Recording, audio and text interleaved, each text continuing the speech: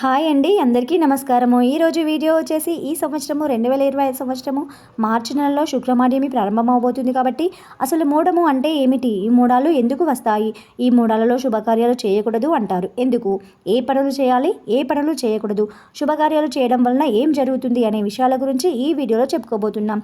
ఈ వీడియోలోకి వెళ్లే ముందు ఈ ఛానల్ని ఇంతవరకు సబ్స్క్రైబ్ చేయని వాళ్ళు సబ్స్క్రైబ్ చేసి జై శ్రీరామ్ అని కామెంట్ చేయగలరు. ఇంట్లో ఏ చిన్న శుభకార్యము అయినా, ఎలాంటి మంచి పని అయినా చేయాలి అనుకున్నా ముందుగా చూసేది మనం తెలుగు క్యాలెండర్ ప్రకారమే మనము మంచి రోజులు చూసుకొని పనులు మొదలు పెడుతూ ఉంటాం కదండి.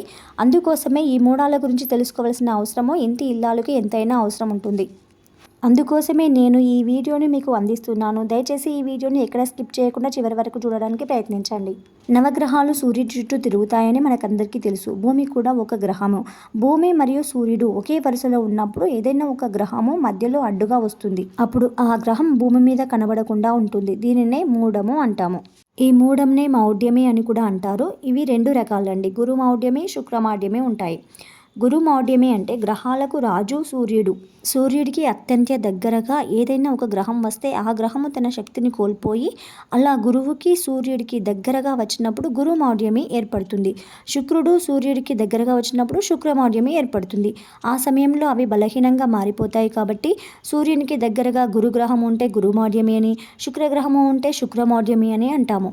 గురు మాధ్యమి సమయంలో గురువు బలహీనంగానూ, శుక్రమాధ్యమి సమయంలో శుక్రుడు బలహీనంగానూ అవుతాడు. వాటి యొక్క శక్తి తగ్గిపోతుంది. అనగా 1000 వాట్స్ ఉన్న బల్బు ముందు చిన్న క్యాండిల్ పెడితే ఎలా ఉంటుందో అలాగే సూర్యుడి ముందు కూడా ఆ గ్రహాల యొక్క పరిస్థితి అంతే బలహీనంగా ఉంటుందన్నమాట.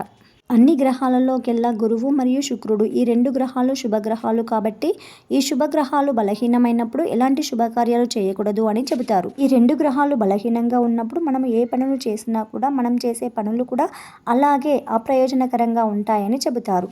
ఇక ఈ క్రోధినామ సంవత్సరము పాల్గొన మాసము బహుళ చవితి 2025 సంవత్సరము మార్చి నెల 18 తారీఖు ఉదయము 7:15 నుంచి 2025 సంవత్సరము మార్చి 28 చతుర్దశి శుక్రవారము ఉదయము 6:33 వరకు ఉంటుంది.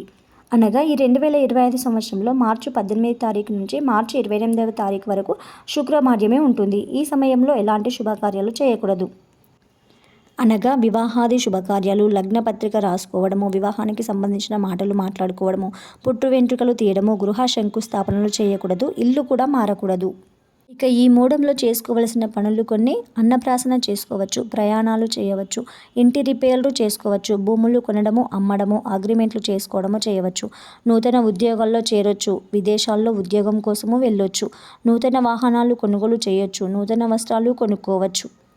ఇంకా నెక్స్ట్ మూడాళ్ళ కాలంలో శుభకార్యాలు నిర్వహిస్తే ఏమవుతుంది అనగా మహర్షులు జ్యోతిష శాస్త్ర పండితులు చెప్పినటువంటి వారి అనుభవం ప్రకారము మూఢం సమయంలో ఏదైనా శుభకార్యం చేసినా కూడా అశుభం వినాల్సి వస్తుందని పండితులు చెబుతున్నటువంటి మాట. అనగా ఏదైనా కష్టం కలగడం కానీ, నష్టం వాటిల్లడం కానీ జరుగుతుందని చెప్పేసి ఈ సమయంలో శుభకార్యాలు చేయకూడదు అని చెబుతారు. ఇంకా యజ్ఞము, హోమము, నెక్స్ట్ జాతక శాంతులు, గండ శాంతులు ఉంటాయి కదండి, అలాంటివి చేయించుకోవచ్చు, ఏం తప్పు ఉండదు. నెక్స్ట్ ఇక ఉపనయనం చేయకూడదండి. మంత్ర అనుష్ఠానము, విగ్రహ ప్రతిష్టాపనలు, వ్రతాలు, హోములు లాంటివి అయితే అస్సలు చేయకూడదు.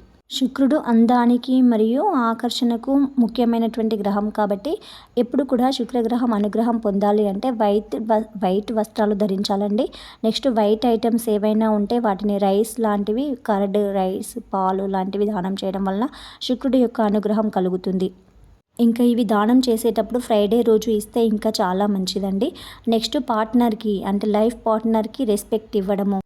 ఇంకా శుక్రగ్రహం యొక్క అనుగ్రహం కోసం పఠించాల్సిన మంత్రం అయితే ఓం శుం శుక్రాయ నమః అనే మంత్రాన్ని పఠించినట్లయితే శుక్రుడి యొక్క అనుగ్రహం ఎల్లప్పుడూ మనపై ఉండి శుక్రుడు మనకు అన్ని విధాలా సహకరిస్తాడని పండితులు చెబుతున్నారు. ఇదండి ఈరోజు వీడియో. మరొక మంచి వీడియోతో మళ్ళీ కలుద్దాం. ఈ వీడియో మీకు నచ్చిందని అనుకుంటున్నాను. నచ్చితే కనుక లైక్ చేయండి, షేర్ చేయండి, నచ్చకపోతే డిస్లైక్ చేయండి, సబ్స్క్రైబ్ చేయడం మర్చిపోకండి. Thank you.